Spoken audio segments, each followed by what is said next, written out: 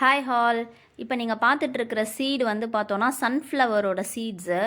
இந்த சன்ஃப்ளவரோட சீடோட கூர் பகுதி வந்து மண்ணுக்குள்ளே வர மாதிரி வைக்கணும். அதாவது நின்ன மாதிரி வந்து அதுக்குள்ளே புதைக்கணும் மண்ணுக்குள்ளே.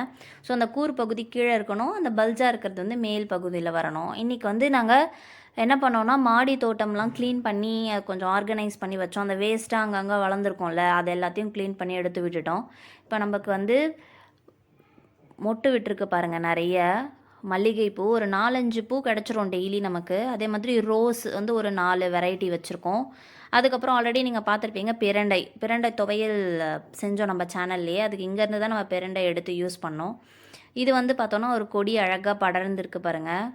அதே மாதிரி வந்து இது நெக்ஸ்ட் வந்து லெமனும் வச்சுருக்கோம் நாங்கள். இது வந்து சங்குப்பூ, இதுவும் வந்து மல்லிகைப்பூ தான்.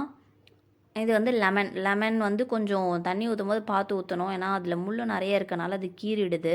ஸோ அதை ஊற்றும் போது பார்த்து கொஞ்சம் மெயின்டைன் பண்ணுறதும் கொஞ்சம் பார்த்து தான் மெயின்டைன் பண்ணணும்.